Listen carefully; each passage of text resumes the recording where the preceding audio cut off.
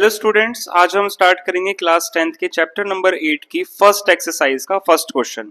तो ये वाली एक्सरसाइज स्टार्ट करने से पहले आपको इसका इंट्रोडक्शन पार्ट जरूर देख लेना है, जो कि मैंने ऑलरेडी इस चैनल पे अपलोड कर दिया है और उस वीडियो का लिंक मैं इस वीडियो के डिस्क्रिप्शन बॉक्स में ऐड कर दूंगा। वहां जाके आप पहले वो देखिए, देन आपको ये स्टार्ट करनी है, तभी आपको अच्छे से क्लियर होगा। तो चलिए देखते हैं इस क्वेश्चन में क्या बोला है। In triangle ABC right angled at B, कोई ट्राइंगल है, देखिए इसके दो पार्ट है, तो मैंने यहाँ पे दो ट्राइंगल बना लिए ताकि हम अलग अलग बिल्कुल अच्छे से क्लियर समझ में आए हमें। तो दोबारा पढ़ते हैं। इन ट्राइंगल एबीसी, हमें एक ट्राइंगल बनाना है ABC, right angled at B. जो राइट एंगल है यानी जो 90 डिग्री का एंगल है उसे हमें बी पे बनाना है, उसको बी मार्क करना है। ऐसे इसको मैंने बी कर दिया। A B equals to 24। अच्छा, बी के अलावा ए और सी बचे, तो ए सी हम कहीं पे भी लिख सकते हैं, चाहे तो ए यहाँ पे लिख लो, चाहे तो ए यहाँ पे लिख लो। तो मैं यहाँ पे लिख लेता हूँ ए, और सी बचा, सी यहाँ लिख लेंगे। ठीक है, तो यहाँ पे दिया हुआ है ए बी इक्वल्स टू 24। तो जो ए बी साइड है वो 24 सेंटीमीटर बड़ी है। देन जो बी सी साइड है वो 7 सेंटीमीटर बड़ी है। बी सी साइड है 7 सेंटीमीटर बड़ी। डिटरमाइन, हमें निकालना है साइन ए की वैल्यू, कॉस ए की वैल्यू। जो इसका फर्स्ट पार्ट है साइन ए और कॉस ए की वैल्यू बतानी है हमें। ठीक है, तो देखिए जब तक हमें तीनों साइड नहीं पता होगी हम किसी भी ट्रिग्नोमेट्रिक रेशियो की वैल्यू नहीं बता सकते। तो हमारा जो पहला फोकस होगा तीसरी साइड निकालने पे होगा। देखिए मैंने आपको लास्ट वीडियो में बताया था कि जो 90 डिग्री का एंगल होता है उसके सामने वाली जो साइड होती है वो हाइपोटेनियस होती है, ये परपेंडिकुलर और ये बेस।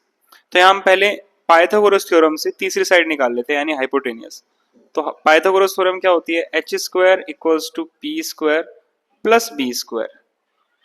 तो h यानी ए सी हमें निकालना है, A C square equals to, then p हमारे पास है ए बी का स्क्वायर एंड b हमारे पास है बेस बी सी का स्क्वायर, बीच में प्लस।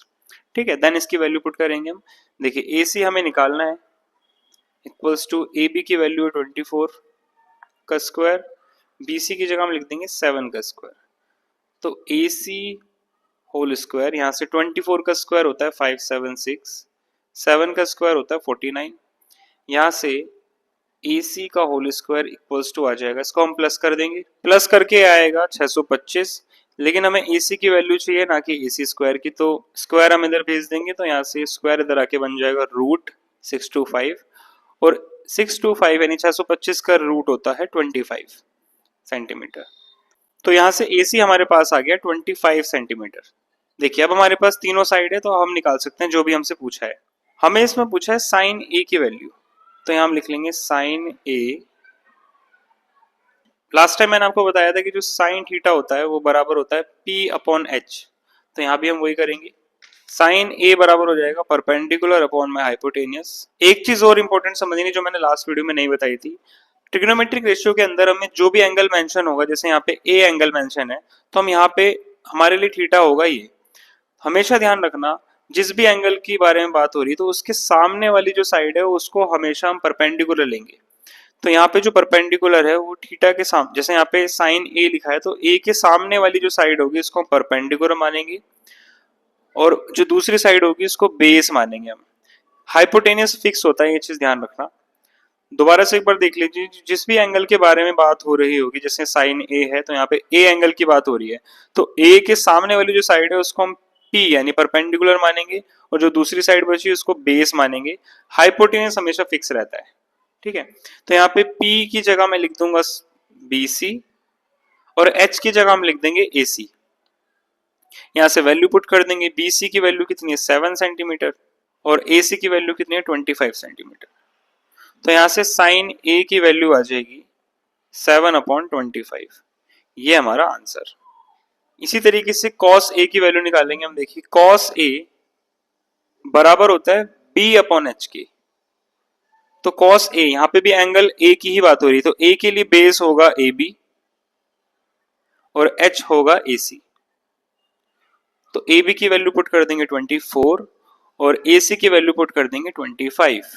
तो यहां से cos a की वैल्यू हो जाएगी 24/25, ये हमारा आंसर।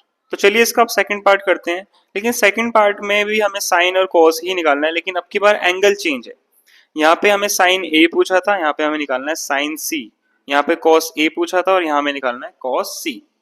तो सबसे पहले हम नेमिंग कर लेते हैं। देखिए ये ए, बी, ये सी था, ये हमारा 25, ये 24 और ये 7 सेंटीमीटर।